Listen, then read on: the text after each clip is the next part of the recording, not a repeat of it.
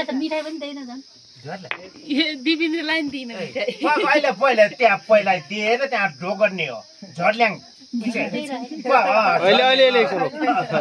माला लाएर माला लाएर त्यहाँबाट जिउमा गर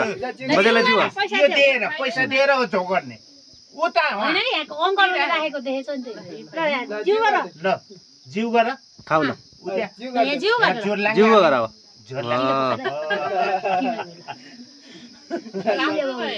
बस्नु भाउजू